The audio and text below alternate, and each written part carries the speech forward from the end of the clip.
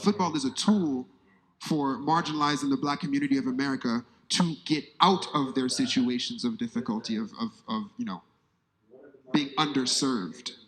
He's like, I got money. We have stability. Why would I put my son through that? For me, that changed the whole entire game, the whole entire conversation. Do you want to add to that? Yeah, I definitely want to, because we said that the NFL is more oppressive. The NBA is a plantation as well as the NFL. We're comparing two plantation owners. One whips and kills and rapes and abuses his players, while the other plantation owner is growing only tobacco and needs his slaves to be healthy. I would compare the NFL to probably America. They are overtly racist, right? And I would compare the NBA to Canada. We're covertly racist. The only reason why there was no plantations in Canada is because of the weather.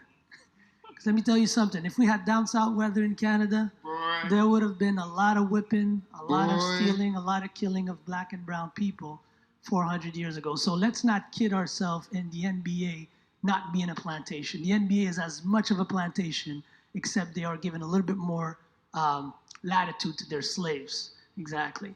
And also on the concept of ownership, I totally agree with you, King. That's clear racism. Once again, the NFL is saying we are white supremacists and we do not allow for economic emancipation for black owners. So they're being overtly racism. What I've learned to do is social distance myself from people like this. See, we're talking about social distance. I social distance my dollar. I social distance my clique. I social distance my TV. I have not watched one NFL game since Colin Kaepernick took a game. They not won't one. Get my money. Not they one. Don't get my money. I segregate my attention. It is minute, and I take care of it. The NBA gets a little bit more of my attention, but even them, in my opinion, there needs to be concrete things done. We saw it. I think we saw Brianna's judgment came in yesterday. What kind of judgment would we have had if a couple of billionaires would have made phone calls and said, hey, they're not playing.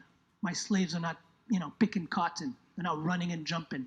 I promise you that Kentucky would have passed a different judgment yesterday if no NBA players would have been playing for the past 3 weeks. So we also have to understand the impact of athletes and activism. The only reason why we have their attention is because we run fast, we jump high, and when they say N-word, run, we run. I played professional basketball. I don't look like it, but I played professional basketball for 2 years after playing in CJEP. You got a Steph look, though. You got a Steph look. You know what I'm saying? You look like, you know what I mean? Yeah, I played 2 years in France. Yeah, and when you look back at the abuse and just the verbiage of how they call us, anybody ever played basketball here, you've heard the word stud. They call you a stud. They call you like you're a bétail. You're like cattle to them. A Mustang. Yeah, Terry's a stud. Alex is a stud. Everybody's heard that term. Beast. So, yeah, a beast. They call you what they used to call their slaves. So when we start to think about this, it could help us reverse engineer the way we say, no, you cannot speak to me like this. And when I speak in front of people and there's basketball players in the crowd, I ask them, especially if they're youth, how many of you raise your hand want to play in the NBA? They all raise their hands. And some of them are shy. What about the NCAA? They all raise their hands. I said, how many of you want to own an NBA team? None of them raise their hands. How many of you want your name on a building where you would play basketball in? John Molson School of Business. That's a human being. There's a guy named John Molson. That's what you should aim for.